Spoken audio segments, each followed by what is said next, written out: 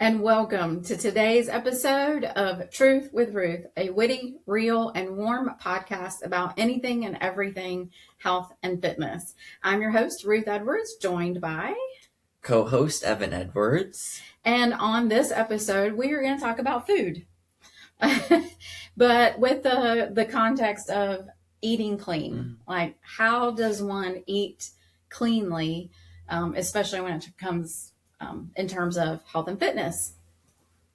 So that's the topic for today, because I figured, or this episode, because I figured, well, that's one of the biggies in the world of health and fitness.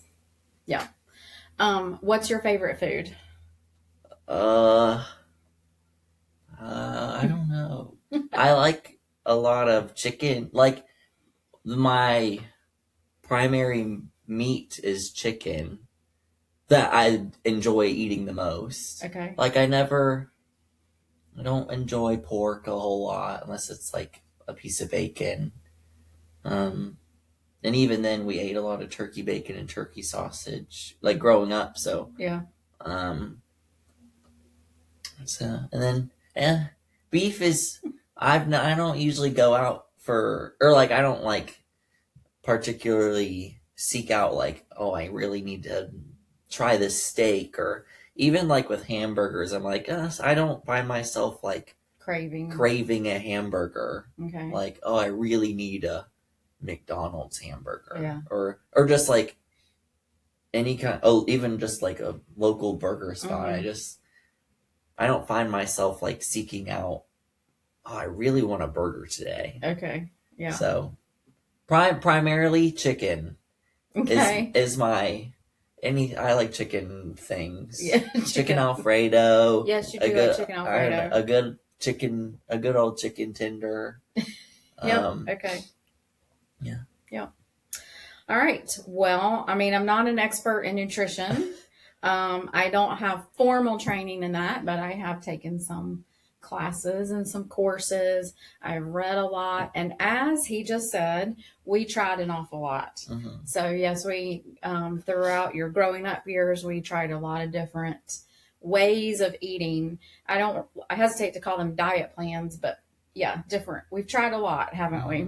So, and you've probably, might even call you and your brother victims of some of my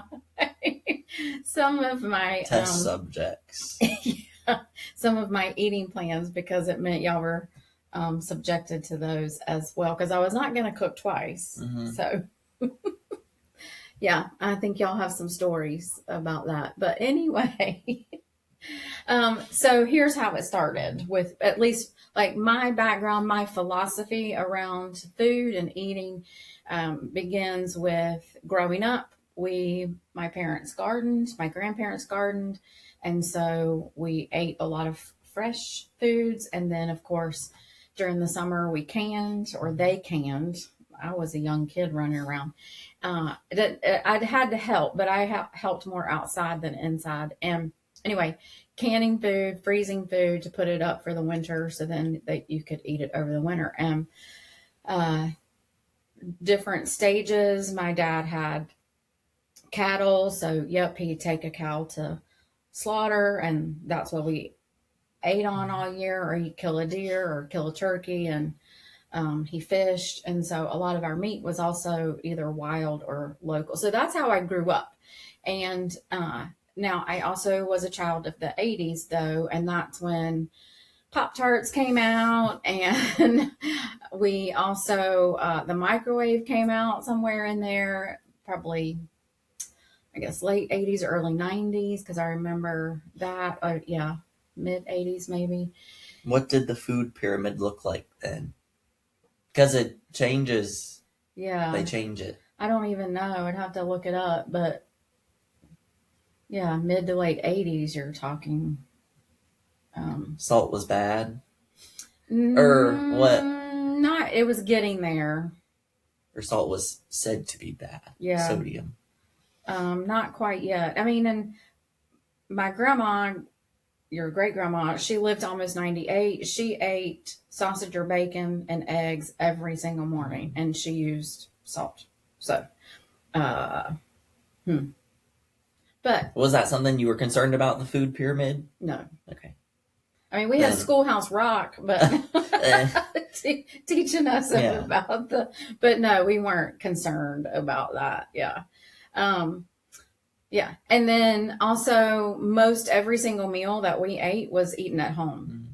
We hardly ever went out. I grew up in a rural area, so it 20 minutes to get to any kind of restaurant of any sort. I mean, I remember when the Hardee's opened, and that was, a big deal, fast food type place. And that is still the closest fast food, closest fast food. So not a McDonald's on every corner like it is now, for sure. So so we just, eating out was just not something we did. If we, not even once a week. I mean, maybe once a month, if that. So it just wasn't something we did. Then about 10 years ago-ish, I found myself in a class, a workshop. So I was connected to a speed and agility coach because your brother, he was working with me on some performance stuff, because that's when I was doing those mud races, the Spartan races and stuff. And his really good friend was in town, and that friend had gone to grown up around here, but had gone on to Baylor and became a bit of a nutrition expert, especially in the realm of fueling athletes. So he was a triathlete, and that was his specialty, was helping triathletes figure out what they needed to eat, like all the time, to better their performance. And he was a nutritional consult, believe it or not, for Walmart. And he was telling Walmart 10 years ago as a consultant what out of the box foods to purchase to carry on the shelves, because gluten-free was just starting to enter at least around here, the gluten-free, dairy-free, the food allergies, some of those things were just starting to become a thing. And so he was giving them suggestions on what products to carry and not carry. And so that particular workshop, conference, whatever you call it, was very, very eye-opening, especially about our food supply. And it just so happens that about that same time, I was also starting to experience some health challenges that felt like they were coming out of nowhere. But, and so that's where I just really first started to understand more about how the quality of our food impacts how we feel. And for one thing, whatever we grow or even purchase from local farmers, it still probably doesn't have quite the same nutritional value that it did in the 1950s. So 50, 60, 70 years ago, almost 30 years ago, the nutritional value has probably declined. And now we also have this massive amounts of pesticides and insecticides used on food. And we also have just gotten away as a society, as a people group, we've gotten away further and further away from growing our own food.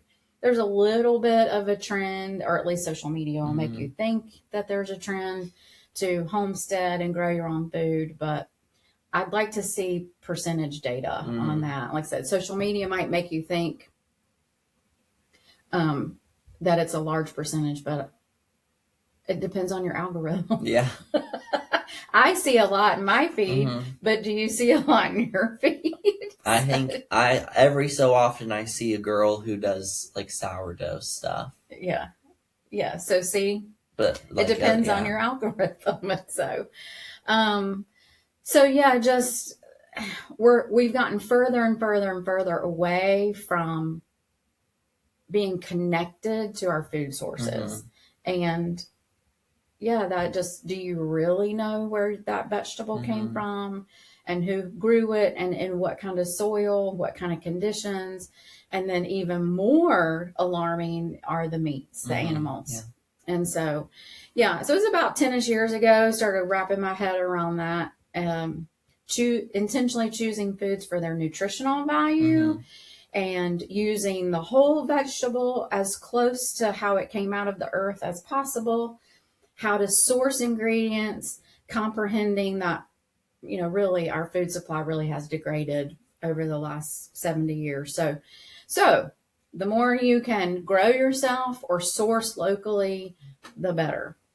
So when I tell people that, or people find that out about me, then a lot of times, what's the first question? I guess, how do you, there could be a couple first questions. Okay. How do you start, I guess, was the first question to me. Yeah. Where do I go? Okay, where do I go? Where do I go? I mean, because most people go to the grocery store. Now, I will say that a lot of the grocery stores, at least around here, are starting to do better with labeling, sourcing some local stuff, and also labeling it as such. And like, they have a whole aisle that's local, or they label some of the produce as, at least, maybe not local, but at least in the state. So, I mean, if you're going to go to the grocery store, well, then you could at least look for that.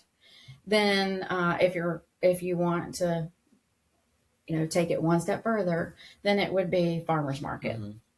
So, you can find everything online, but you can also ask your neighbors and your friends, like, is there a farmer's market around here? Where is it? When is it? So we are very, very fortunate that we're about 2.5 miles from a very large farmer's market that's all year round, every day. Now, of course, has a lot more vendors and farmers Thursday through Sunday, but anyway, that's where I started, was going to the farmer's market. And then here's the other piece, though, is talk to them. They're there working the table. Talk to them. Ask them questions. Just because they're at the farmer's market doesn't mean that they're clean. Doesn't mean, when I say clean, I mean pesticide, insecticide free, organic, things like this. So ask them questions. Do you spray? What are your farming practices? Would you consider yourselves organic? Things like that. So ask them questions. And then especially if they're selling meat. Like, okay, how big is your cattle herd? How many acres? You don't have to quiz them like you're a reporter, but more of along the lines of just having a conversation and getting to know them. And then, for animals, for meats, is it pasture raised? So farm raised does not mean pastured. That's just on a farm. Right. It could still be penned or closed up, tight, crowded. So pastured means they're allowed to roam free. With still probably fenced in, right? But still they're allowed to roam, walk around and pick and peck and eat grass, whatever. So just ask. Or is it pasture raised? And then another big question that is, I think, difficult for some people to ask is, how do you slaughter? So what you're looking for there is humanely slaughtered. You don't have to know all the gory details, but humane practices, or humanely slaughtered. What that means is, do they do it in such a way that protects the rest of the animals that are getting ready to be slaughtered? Because if the other animals that are next in line are sensing the fear, hearing the squeals, stuff like that, then now they're scared. They just secreted a boatload of adrenaline and cortisol, which is then going to go into the meat that you're now going to eat. So it does matter. And just also, if you have a heart about that.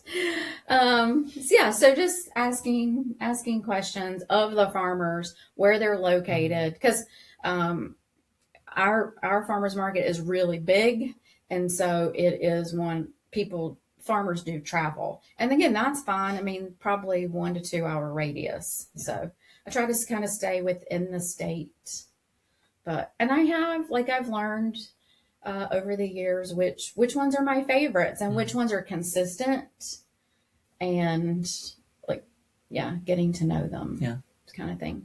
And then sometimes what you'll find out is, oh, they outside of the farmers market, they offer other services. And so maybe you can connect with them during the week. Maybe you can drive to their farm. Maybe they do a drop off or pickup location. So that's how I found the farmer that I primarily use for sourcing chicken and beef is actually a friend of a friend told me about her and her dad. And so between her and her dad, he's got the cattle, she's got the chickens, and they small, very loving. The kids are all super involved. She's very transparent and shares on social media how they care for the animals and growing vegetables and stuff like that. And so it's very, like, I know what she's feeding them. I know what she's she's very transparent about all of it. Not about, part of it is they're learning too, and they've grown. But, and then what I do is I drive about once a month. I drive about 20 minutes to meet her dad, and pick up my chicken order. And sometimes I add things to it. Yeah. Yeah. And so that's what I'm currently doing. But yeah, just get to know your local farmers as much as you can. Source from them as much. For people trying to find local farmers, what's my question? Do states have, or like, do cities have websites where you can look up local agriculture? Probably. I like that. Just when you said local farmers, that I was like, oh, do states? Because every city has a agricultural department. Yeah. And then. Yeah, I would think so. Like, because I know some of the towns and cities around us, they have more smaller farmers markets, but maybe it's only on Saturday. Only on Saturdays. Yeah. Maybe it's only May through September. Maybe it's some of them that, it's on Wednesdays or whatever. It's just on a much smaller scale. And so, I would think that information would be readily available in whatever town, city you live in. Just gotta use your fingers and do some internet sleuthing, or ask around. I mean, put it on your Facebook homeowners group. Put it out there. So, ask the question. So, so let's shift a little bit to like different styles of eating. And for us, we've tried, we should have turkey bacon instead of regular bacon. Then we tried eating plant-based, and that was probably the most traumatic for you and your brother. Our least favorite. Your least favorite. They had beet burgers and sweet potato burritos, I know. And a little bit of keto for me, and then paleo. And then 7-8 years ago, I started an autoimmune protocol, and that taught me a lot about food also, and how to eat, and sourcing ingredients as well, and how to cook a bit differently, because I was raised in the 80s and 90s, I thought for a bit there butter was bad. Well, now I don't believe that anymore. Actually, it's the margarine, in my opinion, it's the margarine that's bad. Like, don't give me any fake stuff. Give me the real stuff. If my grandma lived until she was 98 on the real thing, then that just makes more sense to me. So, but I also being a biology major, and just all the things, about me and my background, like, it just makes more sense that however my ancestors did it, if I can get a bit closer to that, that probably makes more sense. Now, again, but our food supply probably has changed. So we do have to take that into consideration. But anyway, what evolved for me over time was now the way I eat would be considered autoimmune personalized. So I did autoimmune protocol, which is it's fairly restrictive, then added some foods back in, tried paleo style works really, really well for me. And so now mine's a bit of a blend of autoimmune and paleo. So if you don't know what that is, look it up, autoimmune protocol. And so if you're having some major serious health issues, autoimmune protocol is something to consider following, whether for any autoimmune, not just a digestive one, any autoimmune. And it can just be but just again, eye-opening about just all the chemicals in our food and food sensitivities and allergies. And that's something that I discovered was, oh, I'm dairy sensitive. I'm not allergic to dairy, but I'm dairy sensitive. Or lactose intolerant. Right. I'm not lactose intolerant. So whenever somebody hears, oh, you can't have dairy, they say, oh, does it bother your stomach? No.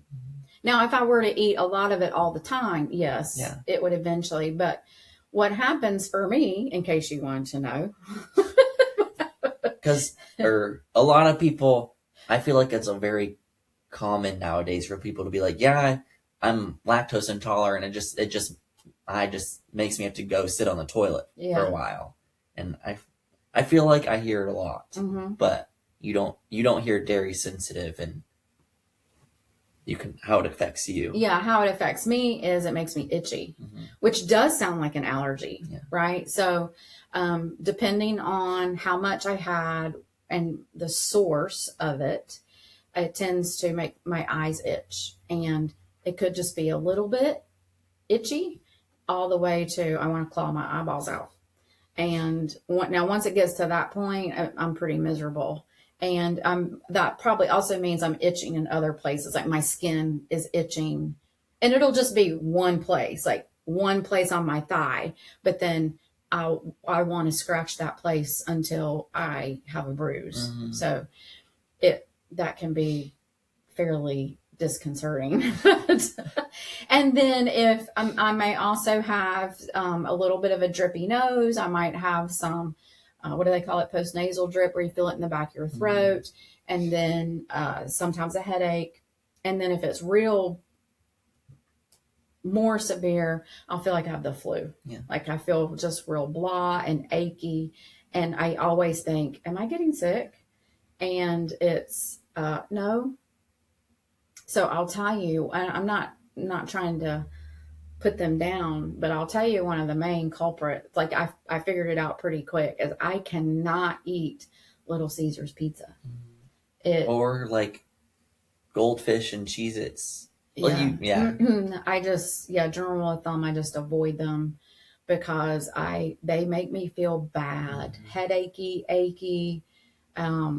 It's just like I'm getting sick, and so I don't know if it's the combo of gluten and probably very poor, low quality ingredient sources, plus the dairy.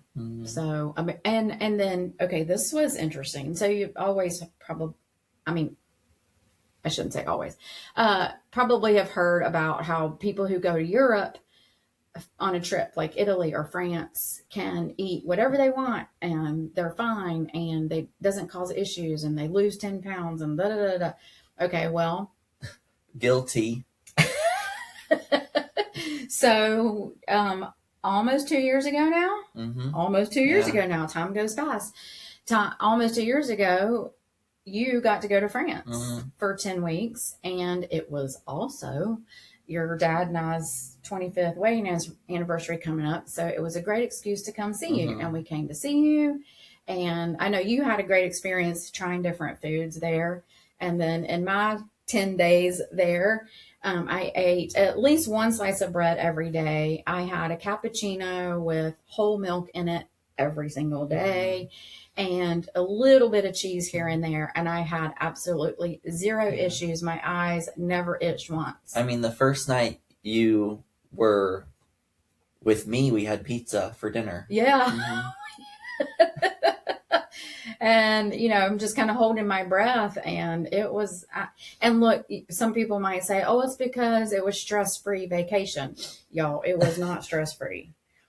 That was not stress-free. It was fun, and I would love to go back to France, but there were moments where I thought I was going to throw myself out a window because I thought it was hard. There were parts of it that were just hard, challenging.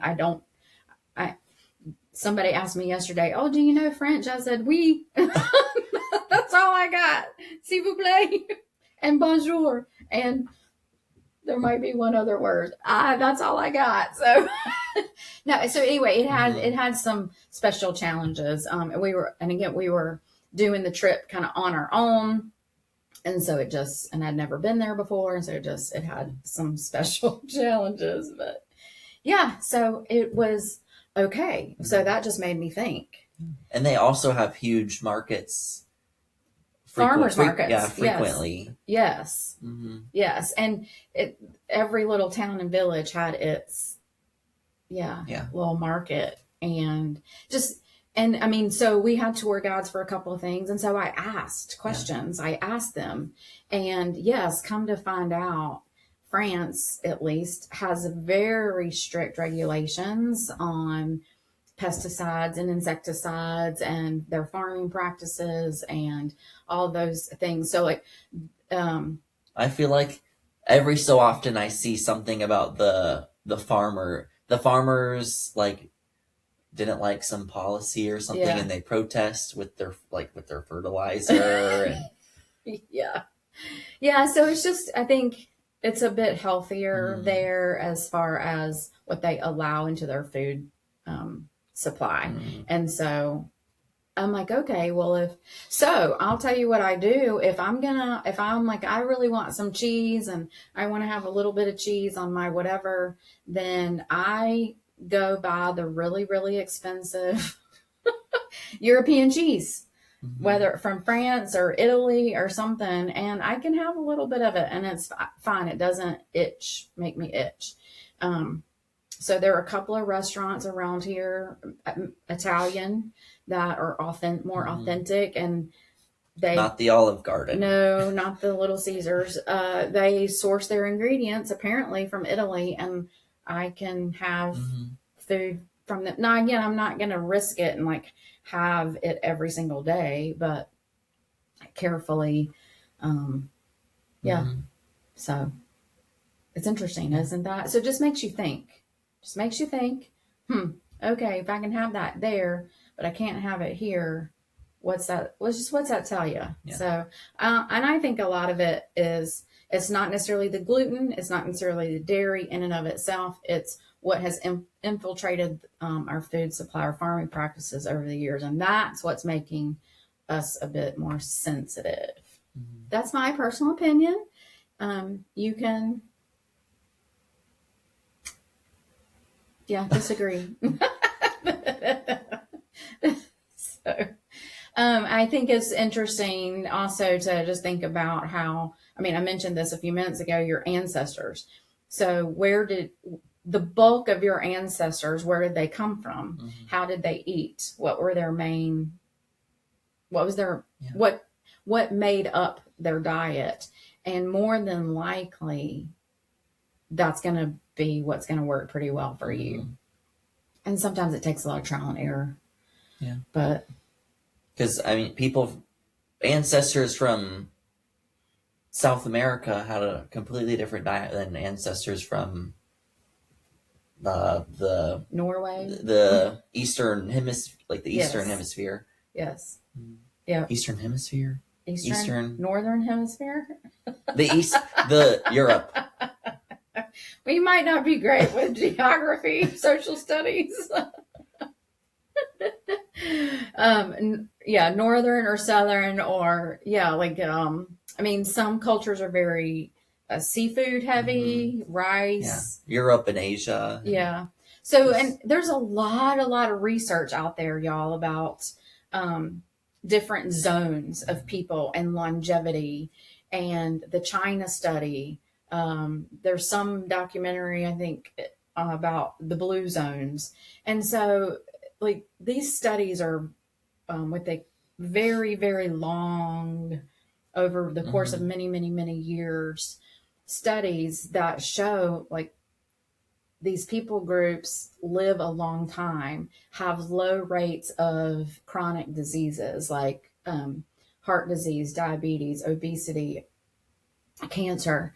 And what is it? What's so special about them? And it usually comes down to two things: movement and their diet.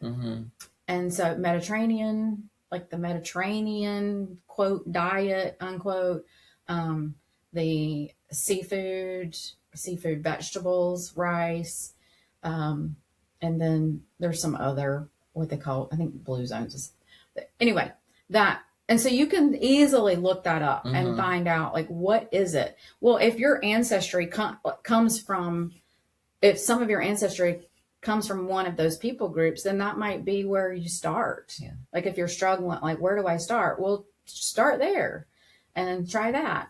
I think that's the other big question is like, well, where should I start? How do I know? Mine was a whole lot of trial and error, but it just, that if I had to do it over again, I think that's what I would do is, where's the bulk of my ancestors from? What did they eat? So you might do a little study up, go to the library, whatever. And what did they primarily eat 100, 150 years ago? And that's where you start. And then just trying to get as close to whole foods as possible, not the grocery store, despite what autocorrect wants to do on my phone. Not the grocery store, just whole foods, and it's very minimally processed, little to no preservatives. That's as close to how it actually came off or out of the earth is what you want to do. Yeah. So that should help a lot. Get rid of the seed oils, get rid of the high fructose corn syrup. Can you eliminate those things completely? Yes, you can. But that means you're going to have to make a lot of your sauces and your condiments at home. And now it's not that hard. Now, at first I was like, oh my God, I don't love being in the kitchen, but it's actually not that hard. And a lot of these things you can whip it up and make a batch, and it's put it in the fridge, and it's good for, it's fine. It's good for a week. Yeah. They don't last as long as your store-bought ranch for oh my gosh, no, a year. No, it does not. Yeah. Because a friend and I went to a Japanese restaurant a couple weeks ago. Oh, yeah. And we got this white sauce, and it looked watery, and it had separated a little bit. So I was shaking it up, and there were two guys in there, but the one of them came up and was like, sorry, we don't use any preservatives in our white sauce. So it separates. Yeah, it separates if it sits for a little bit. So, and he gave us some more, and it other than looking watery, it tasted the flavor was the exact same. But so I was like, that is, I guess, makes me feel better. Yeah. Because I'm like, oh, they don't use any preservatives, so I would assume they're probably making it in house and probably each day and fresh. Yeah, which is really cool to find out that a local restaurant is doing that. So yeah. So yeah, that means you're going to eat at home more often. Are there shortcuts? Sure. This is one of those areas that I think a lot of people, myself included, can get hung up in the all or nothing thinking. Like, oh, if I can't grow the vegetable and chop it up myself, then what am I even doing? Why am I even doing it? And that's where that's all or nothing thinking. A bag of salad is better than fast food. Yeah. Well, so don't get stuck in that all or nothing. Like a bag of salad is better than no vegetables. Yeah. It also depends on your zone. Like North Carolina's in a different zone than California is. Yes. Like you can't grow everything. Right, all year round, Mm-hmm. Unless you have a greenhouse. Yeah. And so, yeah, so that's why it's helpful to garden and can if you can, or know somebody who does and buy from them or swap. I don't know, something. But yeah, your diet in the winter is going to look different than your diet in the summer. And if you're eating more seasonally, and that's another tip, like consider that. Buy mostly what's in season. It's always going to be more nutrient dense and fresh if it's more in season for that area. And it didn't have to travel all the way from India to get here months later. The pineapple you buy in December is going to taste different than the pineapple you buy in July. Yes. And I mean, I've been to some different places around the world. I remember my very first really huge travel outside the United States was to Kenya and Tanzania when I was in college. And I remember very clearly, I can still taste it, that very first bite of banana. Like just regular banana? Regular banana, but in Kenya. I remember that was a darn good banana. Like, what? Ours at home don't taste like this. Well, there's a reason. And then your dad and I've been to Hawaii a couple of times, and oh my gosh, the fruit juices and the fruit, like fresh fruit every meal, and it's so good. And it's, again, our home don't quite taste like this. Well, again, there's a reason. So yeah, the more you can eat seasonally and what's in season in your local area, not only is it going to be more nutrient dense, but it's also it's a little less harmful to the global environment. So, and also supports your local economy. So there's a lot of win-wins there when you consider eating in that style or way. We're not looking for perfection. We're not looking for 100%. Kind of the general rule of thumb that I've always been taught is if you can eat that way pretty 75 to 80% of the time, then you should experience positive results, what you're aiming for. So, yeah. So, did I answer like I think so. Eating clean, and did I make it clear? I think to me, at least. All right. I mean, so no diet plan to give you or anything like that. I mean, I'm not a nutritional expert, but just looking for how can you eat a bit cleaner and more nutrient dense. So, and all of that should translate to better results when it comes to overall health. And then if you have fitness goals, then it might take a little bit more tweaking, but still should support your fitness goals. And what your fuel, I think a great way to think about food is think about it as fuel. So instead of living to eat, we're eating to live. And when you make your choices around how's this going to make me feel later, is this going to help fuel what I have to do the rest of the day or my performance or my whatever, then a lot of times we make better choices when it comes to that. So, all right. Well, thanks for joining us for another episode. If you have any questions, feel free to drop them. And yeah. Follow us on Instagram at truthwithruth.pod. We're on YouTube and Apple Podcasts and Spotify. So leave a like, leave a comment, leave a review. 5 stars. 5 stars, please, and thank you. And we're not doing this for anything other than when we introduced ourselves, like we're just, this is something that's been presented and on our minds for a while. And so, therefore no codes, no discount links. I'm not selling anything, but if you'd like to help support us to keep the mic and the lights on, then go over to my Patreon, and those links are there too. Patreon, Reignite Health and Fitness, and buy a workout video or become a monthly member, however you want to do that. Yeah. And we, sometimes we talk about things on the podcast, like the one that just came out is, we had a free exercise guide. Yep. Mm-hmm. So sometimes we put some extra Yep. goodies on there. Yeah. So that's on Patreon. That's free. And there's a couple free workouts too. So yeah, I mean, yeah, give it a try. See what you think. So thanks for joining us and stay well.